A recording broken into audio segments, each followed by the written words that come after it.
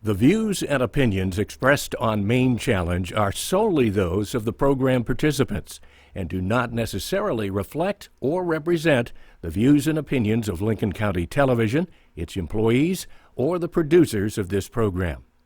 Maine Challenge is a production of Lincoln County Indivisible. Coming right up on Maine Challenge, join me as I interview Ann Luther and Will Hayward from Democracy Maine, and we talk about national popular vote, the Electoral College, and banning corporate contributions to our campaigns.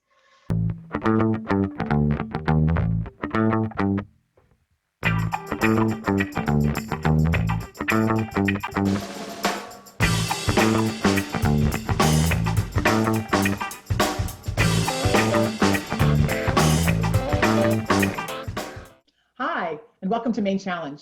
This week, I am very excited to have as our guests Ann Luther, who is with Democracy Maine and the organizations that make that up, and we'll talk about that in a minute, and Will Hayward, who is also with Democracy Maine.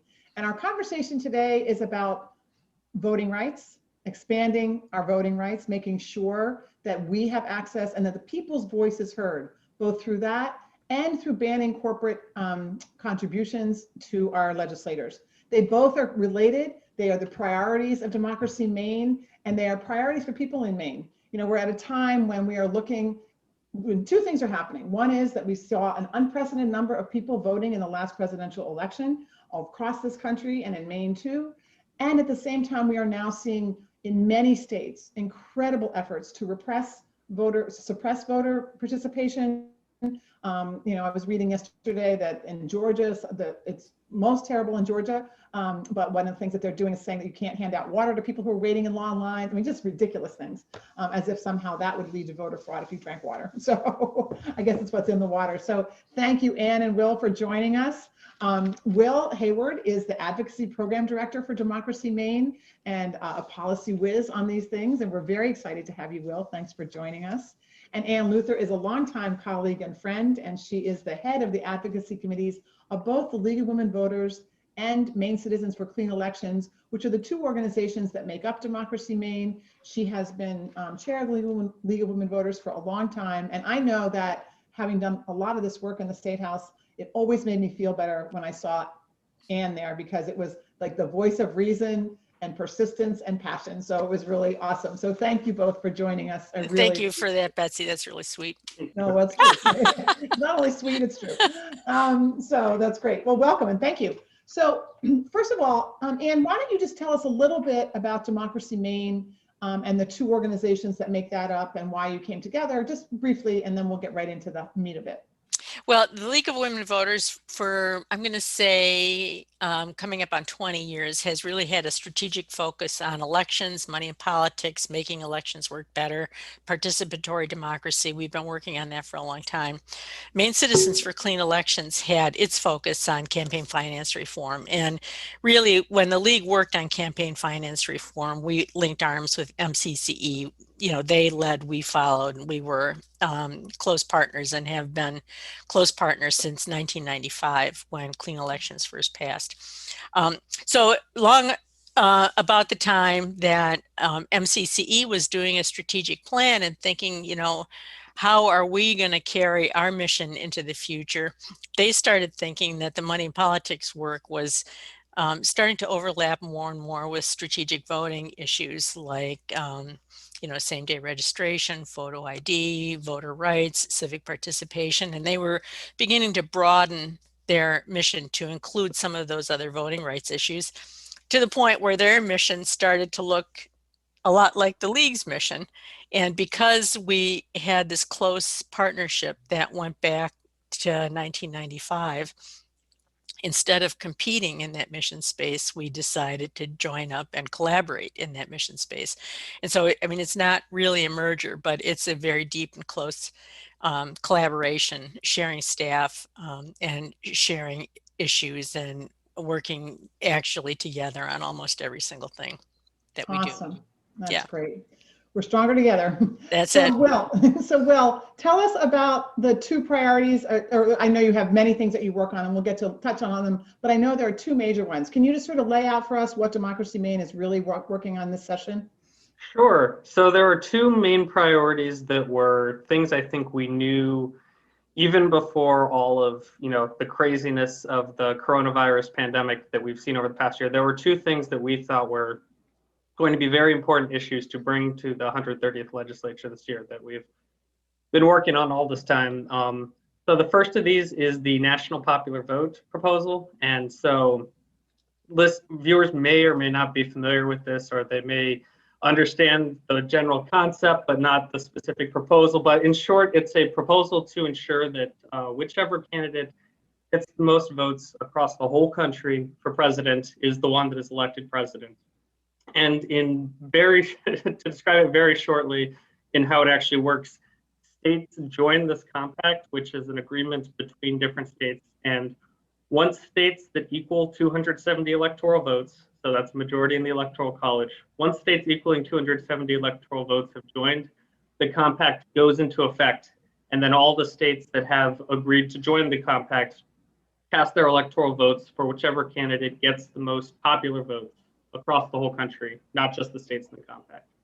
So essentially, by having a majority of states in this compact, it ensures that whoever gets the most popular votes across the whole country is the one that the Electoral College will elect as president. And this is something that came up previously in 2019 in Maine, and it came very close to passing. But it is something that it requires me a couple of sentences to explain, and there's lots of questions. So it's something that we're coming back to with a greater focus on educating both lawmakers and the public about, and it's something that we feel really good about our chances this year, and we're really hoping that Maine will join and bring the compact to 200 electoral votes. Actually, it's at 196, so Maine has an opportunity to be an exciting milestone member of this compact on its way to 270. And then I'll actually let Anne talk about the corporate contribution ban. So this is something that she's been interested in for a long time. Great. Yeah, so the second top priority is banning corporate contributions to our candidates and candidate-controlled PACs. Corporations are set up to make money for their shareholders and their owners. They're not civic organizations. They're profit-making organizations largely, but we want to include nonprofits too, because a lot of dark money comes in through nonprofit organizations. But basically, the idea is to keep candidates and legislators tied to individual voters, real live individual constituents, and to the kind of organizations like, let's say, unions that are civically governed organizations, democratically governed, collections of individuals that are actually going to be constituent benefits of that legislator. So today, Maine is one of the few states in the country that still allows direct corporate contributions to candidates. This applies mostly to candidates that don't use clean elections. Clean elections candidates can't take contributions at all, but it would ban corporate contributions to privately financed candidates, and particularly to leadership PACs, which is a place where corporate contributions can be solicited by candidates without limit. There is no limit. It can be tens of thousands of dollars. And so we really want to go over that. We worked on a bill last session that was to constrain lobbyist contributions, and the bill that passed left a lot of loopholes to where lobbyists and lobbyist firms can still give, and a lot of the corporate giving is from lobbyists and corporations that employ lobbyists, which means they really are able to double down on their influence. They give during the campaign, and then their lobbyist shows up during the session and refers to the contributions they gave during the campaign. So this has been a priority for us for a while, and it feels like the year to do it. I mean, there's a lot of talk about corporate influence in elections, and we feel like the public is on our side this time. We're going to try for it. Yes, I'm so excited about both of these things, and I have lots of questions about both. So I'm going to go back to Will about the national popular vote. So one of the things, I think one of the biggest misconceptions is that there's so many, but one is that in order to change the Electoral College, we're going to have to amend the Constitution. And so with national popular vote, that's not exactly true. Can you just explain that a little more? Like why Electoral College was set out in the Constitution? Why do we not need a constitutional amendment to change it? Sure. So the Electoral College, in short, it's, the way that the Electoral College works in the Constitution is it's very clear in the Constitution how electoral votes are cast. Each state may designate its electors in the manner, I can't get the exact wording right, the manner thereof designated by the state legislature. However they want, right? Right. Essentially how that state wants to. And, I think that a lot of the confusion about whether the Constitution, a constitutional amendment required or anything like that is a misconception that, these winner-take-all laws that 48 states have, Maine doesn't, but we do a variation of it actually. Yeah. But it's a misconception that these winner-take-all laws are part of the way the electors are designated in the Constitution. In fact, that's each state has decided that, whichever candidate gets more votes in the state, all of their electoral votes are going to go to that candidate. And that's been a decision that's been taken by states over time. And it's something that can be changed in each state by the state law. And so by entering into this agreement, states have a way to say that, no, we want to cast our electoral votes for whichever candidate gets the most popular votes for president across the country. And what the compact does, what this agreement does, is it allows states to do that in an agreement that is, binding to the states that have entered it once it hits 270 electoral votes. And by doing that, the states can confidently cast their electoral votes for the candidate who gets the most popular votes across the country and know that that is actually, determining who is elected president. So one of the things that I think is a misconception is why we have the Electoral College vote to begin with. There's a lot of like, well, it's to balance off rural and urban. And of course, when the Constitution was written, we were all rural, right? And it's balance off the otherwise California and New York will just elect the president every time if we just do a popular vote. And so talk a little bit about those misconceptions and why the Electoral College was really put in the Constitution.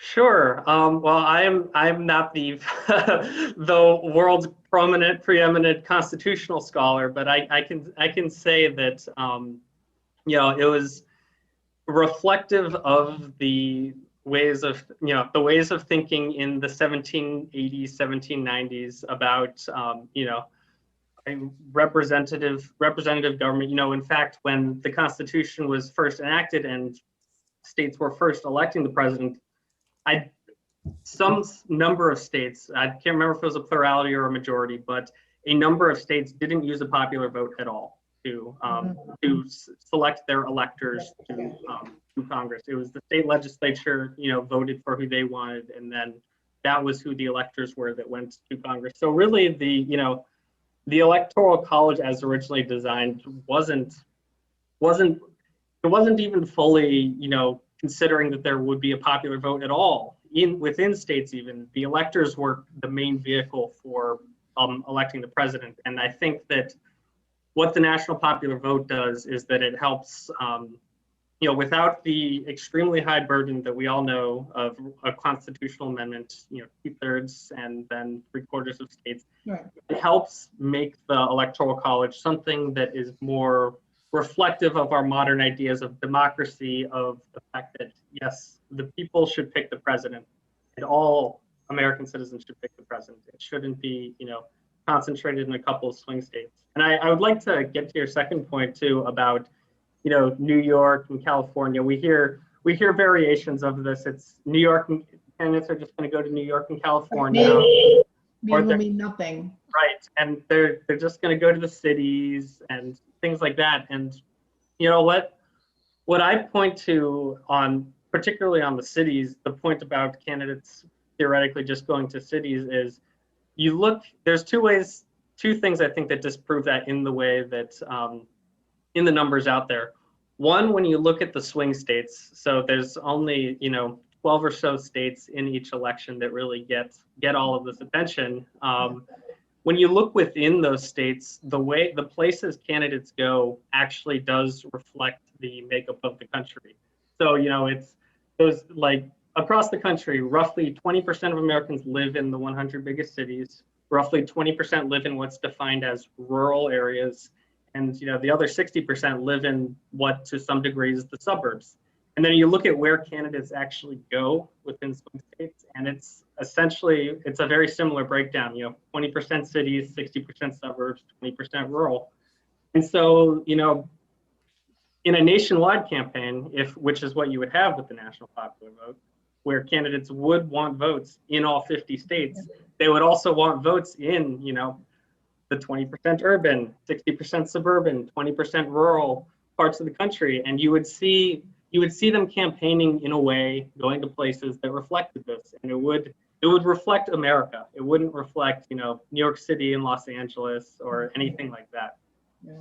I mean, we've talked to leaders, political leaders from, let's say, Minnesota and Michigan, who are Republican leaders, who say, we've got a lot of Republican voters here who don't even bother in a presidential election because they think all the electors are going to go to Democrats. California, the Republicans in California get no say in the choice of the president. So, and it's a little bit true in Maine too, although, we've had 2 electoral votes in our entire history go to the Republican candidate from the first CD, but Republicans constitute, they would carry nearly 40% of the vote or more in a presidential election. They're way underrepresented in the way our electoral votes have been allocated over history. So it gives everybody a voice and it gives everybody a reason to participate.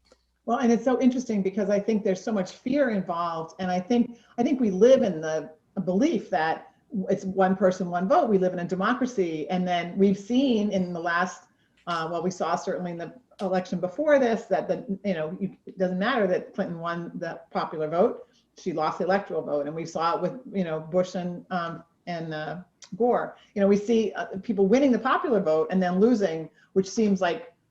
I mean, a lot of people who aren't sort of political hacks are like scratching their head, like, what? How did that happen? So I think it's a really important way. And I think that back to its roots, Will, you mentioned this a little bit. A lot of what I've read about is that, this really was, it really broke down into slavery and anti-slavery states. And it was a way for that to be balanced out, not about urban and rural and not about East and West and, all that kind of stuff. And to make sure that there was some control in case the masses voted for the wrong person, Right. And so that, I think that sort of the elite nature of politics is something that's people are all of a sudden saying, whoa, wait a minute, this is not necessarily that. But we don't have all that much time left, so I want to switch over now to the corporate ban, speaking of the elite nature of politics. And I have been a huge proponent and a candidate twice as a clean elections candidate. And so one of the things, Anne, as I was doing some research for this show today, is that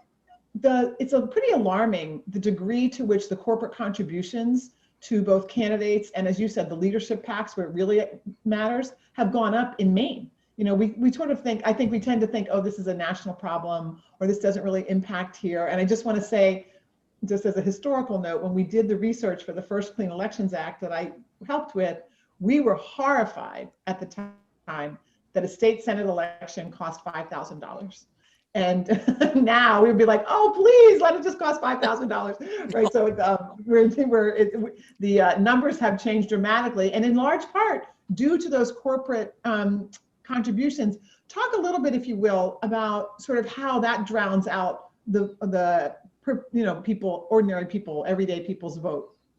Well, I mean, if you're running a legislative campaign and again, this is a privately financed legislative campaign. And if it's for the House, let's just say, and, you're running a House race that needs to raise $15,000 or $20,000, which, it's more than 5 or 6, which it was 20 years ago, it's $15,000 or $20,000. It's hard to raise that money. And when all the money that you're raising, or 90% of it, which is true for some candidates, comes from lobbyists and corporations who hire lobbyists, then when you get to the state house, there's an access channel that is wide open to those corporations who have a lot more influence over your vote, maybe even than your ordinary constituents do. So it's, you know, in some races, it's a lot of money. And, you know, we know when candidates open leadership PACs, sometimes the corporations that come before their committee are among the first to donate to those leadership PACs. Sometimes it's the lobbyists who appear before that committee. You know, the lobbyist loophole, which we tried to close last time, you know, is still a big opening for influence to come in through candidate campaigns, and it creates a feedback loop, you know, between the campaign and the legislative session and the campaign, that really distracts from what benefits ordinary people.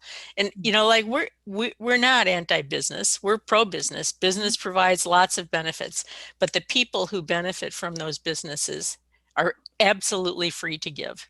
And they should get active and give in those campaigns. It's just that corporations are set up to protect and accumulate capital in a way that allows them to concentrate wealth. And when concentrated wealth leads to concentrated power, then we have something that's not a true democracy anymore. Yeah, and I think it's so hard for people to get in, you know, and having been on both sides of this, both as a candidate, a clean elections candidate, and then being an advocate in the state house, I see it all the time. I mean, I see that access issue all the time. And it's just, you know, it's like, not that anyone's a bad person, it's just human nature. You Right. know, if Will gave me $1,000 and you didn't, Ann, and that I have time to make one phone call, I'm gonna call Will, you Yep. know? And so I think that, you know, so it's not, I think people sometimes say, well, that doesn't happen here in Maine. You know, no one pays you for your vote. And I think that's very true, but it's much more subtle than that. But Exactly. Yeah, It's so true. And I mean, people say we have low contribution limits to candidate campaigns, and it's true, we do. It's $400 or something like that per election, $800 per cycle. And people say, you know, my vote can't be bought for $800. And like you say, I think that's probably true. Nobody's saying $800 for a yes vote, $800 for a no vote. But are they going to be more open to listening to reason? Are they going to look at you as a friendly voice, as a helpful voice? Are they going to be amenable to your arguments? I'm afraid that does happen. Yeah, and we especially see it, I think, well, we see it in all kinds of ways, but especially we see it around taxation issues. I think we see it around those economic issues where I think, I'd love to hear what you guys think about this. I'm worried that we're at a place where people are just saying, you know, the government's not for me. You know, the government is a political, you know, and to me, the divide in our country is not so right and left, but it's really becoming up and down. And I think that both money and politics and the Electoral College, in a way, sort of solidify that here's this elite that actually runs our government, that actually runs. And I think people, they may not frame it that way or have these issues to think about it in this way, but I think people feel it. People feel like government is not on my side. And, you know, when I need things, they're not, you know, and I talked about this a little while ago about, you know, we keep talking about unity. And to me, the unity has to be between the legislators and the people, Right. not between right and left or Republicans and Democrats. It has to be between, because all these issues that we talk about on this show are supported by the vast majority of people in Maine. And yet, like both of your reforms, and yet the legislators who got elected through the system that currently exists, right? So they're loath to change it. Right. You know, it makes it hard. So talk about how we make progress with that when the ones who are there got elected through the system. And I know we have 55% that ran as clean elections, which is near and dear to my heart. So we're going to count on them. But what other ways do we have to penetrate that sort of elitism and that, you know, like, no, government really is going to, you know, get over that cynicism and say, yeah, no, this could actually work. Well, I mean, I think some of these reforms that we're talking about are important. I mean, there are a bunch of different trends that are going on that are making it difficult for people to feel like they own their government and that politicians are public servants rather than some sleazy elite. But I think we have to reframe that conversation. You know, Our elected representatives are public servants. This is not a fun job, and it's not a lucrative one. It's one that people do out of conviction and commitment, and ordinary people have to get involved, know their legislator, have conversations with them. Many of them hold open coffee dates, show up and have that conversation. And there are some encouraging signs in the 2020 election. For the first time that any of us can remember, the youth vote, 18 to 24, was over 75%. Yeah. That is astonishing. And if people get off the couch and take their civic responsibility to heart like that, we can do this. Mm-hmm. Yeah. And I'll just add that I think Maine in a way is very gifted that our legislative districts are so small and our legislators are very accessible. Legislators don't have their own individual staff or anything like that. A lot of them just have their personal phone numbers and addresses just up on the website. It's super easy to contact your legislator. And I think that, when I think of national popular vote in particular, one thing we heard talking to legislators was like, they would say, I know people are supportive of this issue. I know people believe that, the most, whoever gets the most votes for president should be the president. But when the bill was coming up to be voted on in 2019, I just got a deluge from all the anti-national popular vote people, this, coordinated campaign repeating all these myths that we've discussed. And I didn't hear the constituents in my district saying, no, I think people should pick the president. And even though I know that that's the majority view. So really just getting people out there and letting their lawmakers know how they feel, whether you think your lawmaker is a slam dunk on this issue or has no chance, just establishing that contact is really important, building that connection. And then, in the future on another issue, you talk to them and they remember who you are, and really just having that, establishing that channel. Because, like Ann said, they are here to serve the people. And I think in Maine, there's a real opportunity to, strengthen that bond and help ensure that's the case. That's great. Well, and unbelievably, we are out of time. But I just want to say to people that is true. And this democracy does belong to us. And so go to democracymaine.org and you can find out how to help, how to contact. It's a fabulous website. It has all the facts and everything that you need to know about these issues and more. And there are many more that we didn't touch on, but we will come back. We will have you back and we could talk about this. But please go again, it's democracymaine.org. Please go there. Find out how we can make sure that we take our democracy back, because that is the intention. And I think now people are more ready than ever to say, well, wait a minute, this democracy belongs to us. It does. Thank you so much for the work that both of you do and for being warriors and making sure that democracy belongs to the people. Thanks to all of you for watching the Maine Challenge today. We really appreciate it. We'll be back next week. And thank you so much. And again, contact your legislators and get involved, and let's take back our democracy.